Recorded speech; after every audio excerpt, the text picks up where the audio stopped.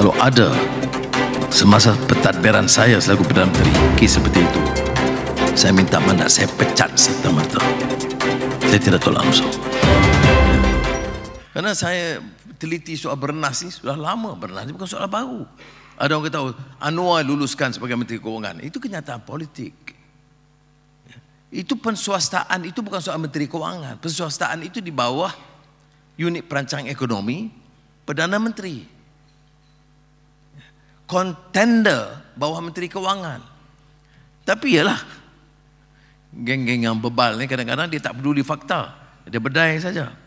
Tapi kena ingat, kita cakap itu dengan serban kita, ya, dengan jubah kita, kemudian kita buat kenyataan palsu begini. Tidak boleh. Sebab itu yang disebut tradisi ilmu ini termasuk ini. Tradisi ilmu bukan soal ibadat saja, soal kenegaraan itu perlu. Jadi sebab itu, setelah teliti, saya faham monopoli beras ini. Saya panggil, saya telefon, tak sempat jumpa dia. Kalau saya nak umum cepat, saya telefon Tan Sri Syed Mokhtar. Dia berjaya dalam banyak bidang dan kita bangga. Kita boleh bagi kerjasama dalam beberapa bidang lain. Tapi saya kata janganlah bidang lain, bidang yang menyebabkan keuntungan yang tinggi diambil, kemudian pesawah padi itu di antara paling miskin di negara kita. Semua kita tahu. Semenanjung Tanah Melayu, siapa yang miskin? Majoriti Melayu. Yang lebih teruk miskinnya adalah sebahagian orang India dan orang asli. Tapi di majoriti kalangan Melayu yang miskin itu adalah pesawah padi. Kedah, Utara Perak, Kelantan. Saya ada mandat. Gunalah kuasa di pijak sana. Jadi saya beritahu Tan Sri Syed Mokhtar.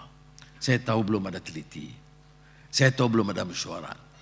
Saya tahu Kementerian Keuangan belum meneliti atau menelusuri hal-hal sedemikian. Ya.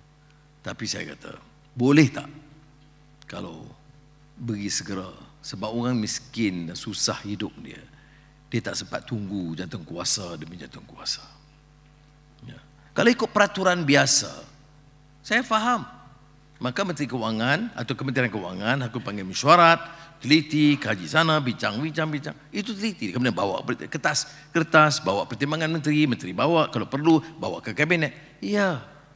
Tetapi saya kata tak kepada Tan Sri Syed Mokhtar, boleh tidak pertimbangkan, bagilah sedikit dulu kepada pesawat-pesawat padi. Kerana saya tak sanggup umpamanya berdepan dengan mereka.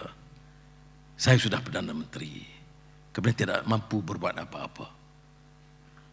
Dan Alhamdulillah Syed Mokhtar mengambil sikap yang sangat positif. Dia tidak terpusulitkan. Dia kata ada kes-kes yang berlaku sebelumnya. Dia beli pada syarikat-syarikat kroni, termasuk orang UMNO dulu, dan harga yang mahal. Saya kata kepada dia, saya tak mahu saudara rugi. Saya nak hanya beri sebahagian daripada keuntungan itu dipulang kepada orang miskin yang menanam padi. Dia jawab ya. Setelah berunding sedikit lagi, dia kata baik, segera untuk bulan Disember ini 10 juta ringgit dan untuk tahun depan 50 juta ringgit. Barulah kita akan ada rundingan untuk tingkat. Saudara, saya hanya lakukan itu kerana seluruh perjuangan politik saya itu bukan hanya memikirkan bangsa.